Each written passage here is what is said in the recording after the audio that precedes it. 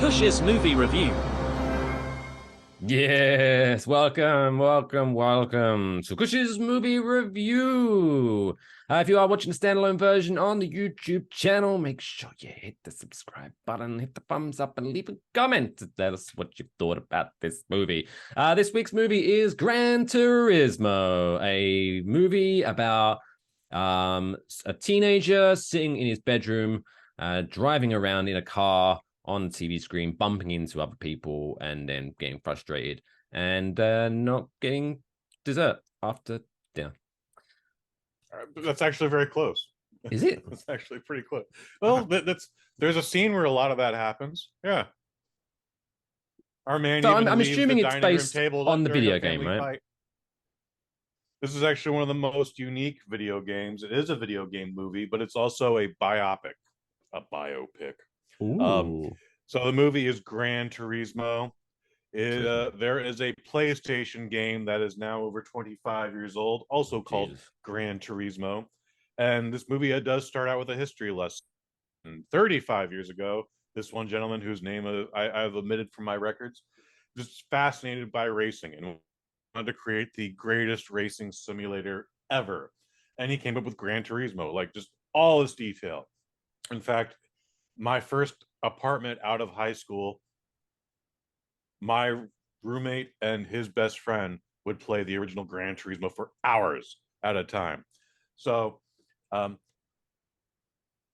25 years later, or I'm not even sure what timeline it is, cell phones are still a thing. The internet is still a thing. This takes place in the UK. So those giant video game, I don't even know if it's a cafe, but it's an entire retail space just filled with video games. It's not an arcade, but it is what it is. Anyways, this guy who worked on the marketing team for Nissan, Nissan. he discovered Gran Turismo, and he's like, "This is fascinating. Like, this is the most realistic driving simulator that has ever existed ever." And by the way, its players are logging in more hours than actual real race car drivers of any format. I bet you I could take the top 10 players from around the world, because this is like FIFA. This thing has a global audience.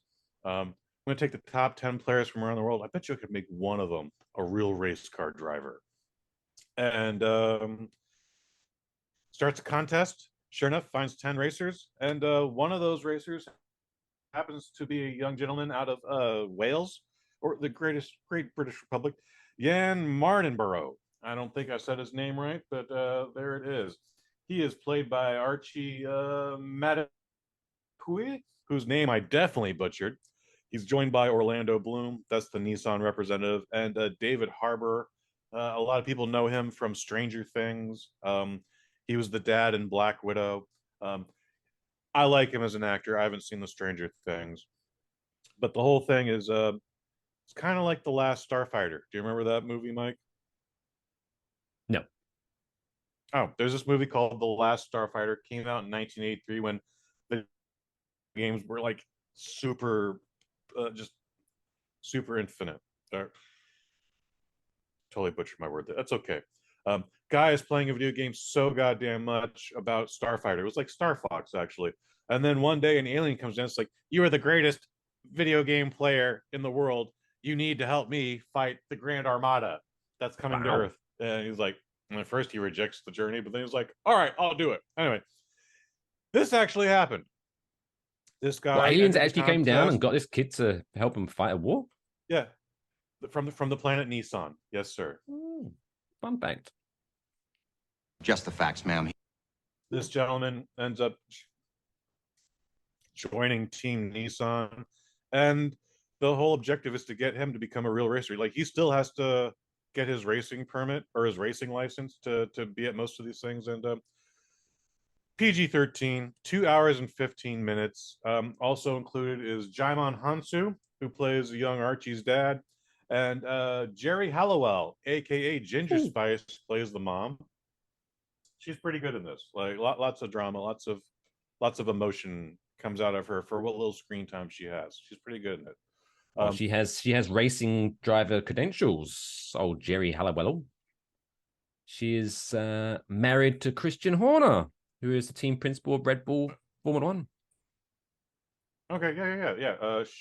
She goes by Geri Halliwell Horner here. Good. Oh, I am grateful that you know that, Mike Fish. Very good. Just the facts, ma'am. Okay, interesting. So yeah, so she's also fascinated by the story. Again, fascinating story. And my biggest I have two complaints here. As always, we get to the runtime.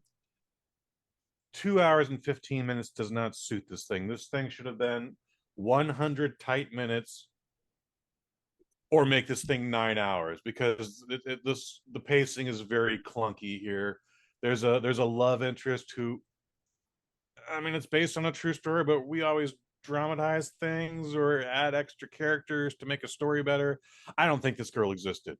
You're trying to tell me a teenager has invested so much time in this one specific video game, to the fact where he's got the whole gimmick where he's got the flat screen and he's got the race car seat and the professional steering wheel. Like, this dude is 1000% invested in this video game before this contest to join Team Nissan ever emerges. And you're trying to tell me that this chick is actually like into him? I don't think this young man knows how to even speak to women, honestly. Once he completes the contest to get into the racing camp with the other 9 contestants, there's a scene where he finally just calls her. She's like, "Oh, I was wondering if you're ever going to call me. It's been months." And it's just like, really? It's just been months? Like, you can't even send this chick a text? Like, you never guess what I did today. Like you're doing some pretty incredible stuff, dude. Like, I can't imagine you're not just talking to anybody about this. So we don't know what the motivations are for the other 9 players. You know, like, there's a baddie from Team America. He's cocky and self-assured, and he's a pretty damn good racer and plays a little dirty, but we don't know anything about him. We don't know why he's a cunt, other than he's just Team America. And then when we get to the final race, they do the 24 hours of Le Mans. And if you saw Ford versus Ferrari, that was obviously a different time period, but it was literally just one racer, one car, don't die. This one, they actually have shifts. So despite the fact that the guy playing Jen Martinborough, it's his race to win, but he's also got 3 alternates. And guess what? The guy from Team USA is there, and by the way, they're high-fiving each other like they're having the greatest time. Like, dude, I can't, like, but it's just like, oh, you're a good guy now? I don't understand. Again, but that's what I'm saying. Make it 100 minutes or make it 9 hours, because there's details that are missing. My other complaint, as discussed, this is supposed to be a true story, but then we get scenes at the dining room table where dad is saying, son, you're playing this video game way too goddamn much. You're not, you don't have a real life. You need real experiences. You need to get out of your room. You're in a dead end job. It's great that you're employed and able to hold this job, but this job is taking you nowhere. You don't really have any friends. You don't know how to socialize. And he's like, but dad, this is what I'm good at. I'm a racer, and I'm the best racer. You know what I mean? And it's like, no, this kid's actually never been behind the wheel of an actual race car. He doesn't, like, volunteer at a pit crew over the weekend. Like, he doesn't hang out in his friend's dad's garage, tightening, torque wrenching, whatever. I don't know Whatever terms. men do. He's literally just a dork in his room playing a video game. At the end of the day, Gran Turismo is still a video game. We can call it a sim all we want, but that's it. So the dialogue is real weird. So dad is going like, you need to get out more. And he's like, dad's right. But at the same time, like, you're also going like, but dad, if he doesn't keep focusing on Gran Turismo, we can't get in the contest. Like, it's the dialogue Parents needs just to be a don't little understand. bit better. Yeah. Directed by Neil Blomkamp, the guy who did District 9. He's done a bunch of other stuff, but District 9 is the only thing that anyone remembers. So this is a fantastic movie for him. The action is really good. The racing scenes are really good. The racing scenes are so good that the actual subject of our biopic here, Jan Martinborough, is one of the stunt racers on this film. Ooh. And they even, like, throw a shout out to him. The real character would end up, like, doing 200 races, and again, like it's all in the title. He's even the stunt racer for this movie. It's a good movie. I'm giving it a 4 out of 5. But yeah, biggest complaint: make it 100 tight minutes or make it 9 invested hours. There's stuff I would like to know, but then there's just like, just I don't believe this girl exists. I could be wrong about that, Poor guy. but still. But yeah, by the sounds of it, it could be one of those, another example of like, did this need to be a movie, or could this been a really cool limited series on a streaming platform? Like a good 8 This was, episodes of something.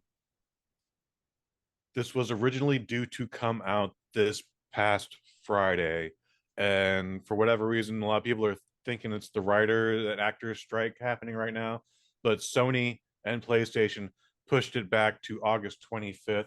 So yeah, this is one of the rare times in Waffle Box history we got a preview. So We got the scoops. Yeah, we got the scoop, kid. No one else is doing this right now. Again, 4 out of 5. I found it to be a fascinating film. There's some good emotion in it. Like, again, it's a video game. It's based on a video game. The guy who we're focused on was playing a game and then got into a real race car. These things go over 200 miles an hour. They're tiny little rocket ships. And David Harbour's character the whole time is talking about, like, this isn't a game.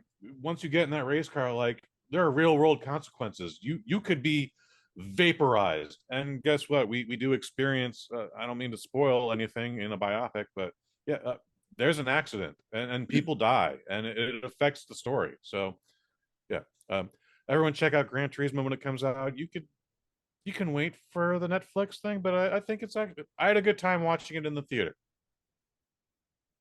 There you go. Gran Turismo, August 25th in theaters. 4 out of 5 from Mr. Kush Hayes. That's all, folks.